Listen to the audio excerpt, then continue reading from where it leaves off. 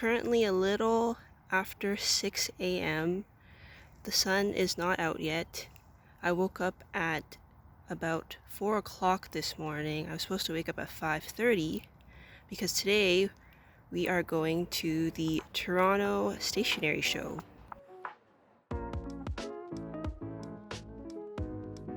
Now, you're probably wondering why on earth someone would wake up this early for a stationery show, especially when doors would open at 10 a.m. Well, there's a perfectly good reason. Swag bags. We were already planning on visiting the show, but we saw online that the first 50 people would receive a bag full of mystery items, and I knew I had to get my hands on one. The only problem was the venue was on the other side of the city, and it would take around 1.5 hours by public transportation. And factoring in delays and the popularity of events like these, we knew we had to wake up extra early to line up just to be on the safe side. So we made our way first on the bus, then the subway, then finally a streetcar.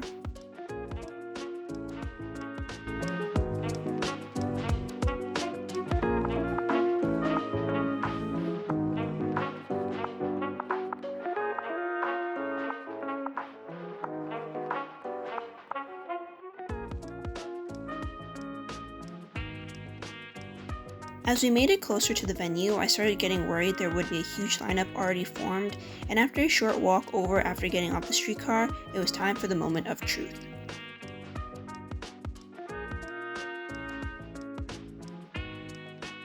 To my surprise, we made it so early that we were fortunately one of the first few people in line. However, unfortunately for us, the weather wasn't the greatest the day of. We had to wait in windy and rainy weather for around 2 hours since we got in line at around 7:45, so we tried our best to keep warm in the meantime while the vendors set up inside.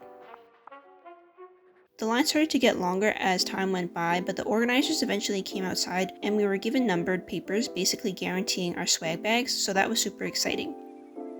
We continued to wait outside, but I was starting to get impatient, definitely because of the bad weather. But at last, the organizers came outside again a few minutes before the 10 a.m. start, this time with swag bags in hand. I was actually very surprised with how much stuff was in the bag at first glance, since I was only expecting a few items. And let me just say, the 2-hour wait in the rain and cold was absolutely worth it because we got a lot of cool stuff. More on that later. We had to wait a few more minutes after the swag bags were passed out since they prioritized people that bought VIP tickets, which next time I think I'll purchase because aside from priority entry, they also get these tote bags full of higher end goodies like notebooks and pens without having to wait, of course, so I think it's worth the price. After the VIPs were let in, us commoners were eventually allowed to enter, and I'll be honest, it was very overwhelming going in since there were so many people. Even though inside the venue was pretty busy, I was still super excited to see all the amazing art and products. I had looked up some artist stores beforehand, so I had a few booths in mind that I definitely wanted to visit. I was mainly interested in getting some cute stickers to decorate my sketchbook and journal, as well as keychains. But while I was inside, I really had to stay focused because I was tempted to buy more than what was on my list.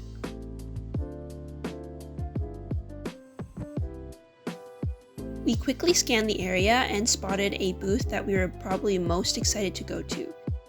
It was basically an art photo booth where instead of a camera taking photos, there was an actual artist drawing you on the other side. So after paying, you insert these wooden coins into the machine and strike 3 poses as if you were in an actual photo booth. I really like this concept because it adds an experience aspect to art and you can go home with a custom artwork.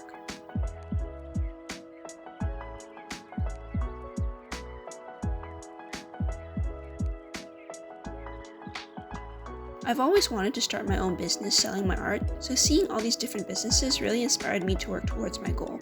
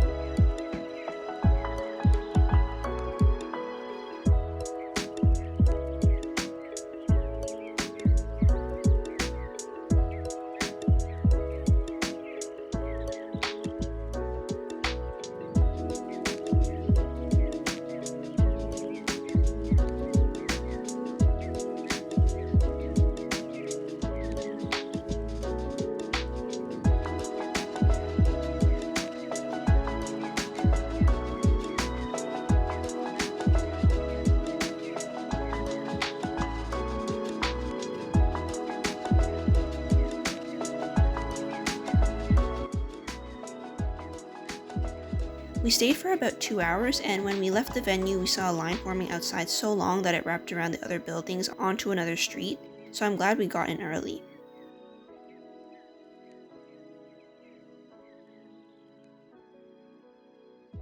At this point, we were extremely hungry, so we went to get some pizza, which was really good, and then we went to a nearby cafe to go over everything we got, and of course to open our swag bags.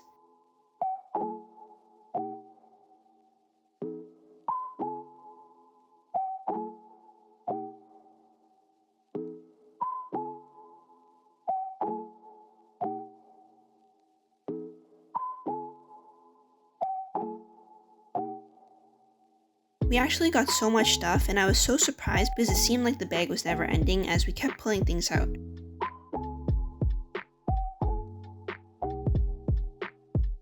We got a good range of items from postcards, prints, stickers, which I was most excited about, to washi tape, a stamp, and a pen.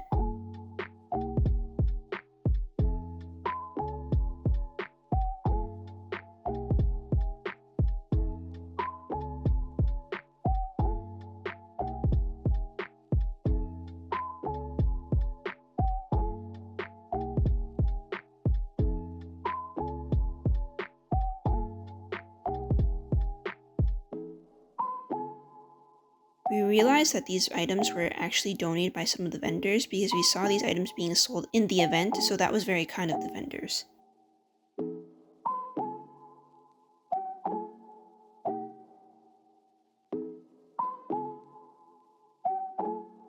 And now onto the things I bought. Of course, we have to start off with the live drawing photo booth by Kloodles. It was an incredibly fun experience, and the photo strip drawing turned out super cute. Next, one of the vendors I knew I had to visit was a store called Modoodles. I absolutely loved their art style, so I knew I had to get a few things to take home. First was a Snoopy keychain that I had scouted out before going to the show, and then we also got a mystery bag with 4 random character sticker sheets.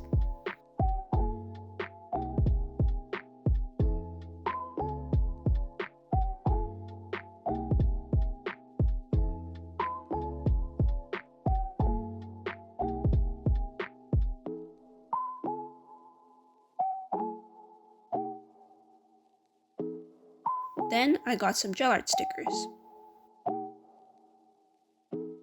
I actually had a really hard time choosing which stickers to get, but I finally narrowed it down to 3, and I absolutely love their painterly texture.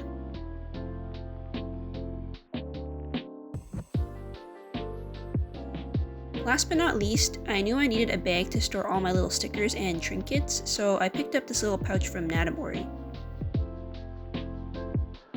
I think the design is so cute, and the fact that it was hand pressed makes it feel even more special.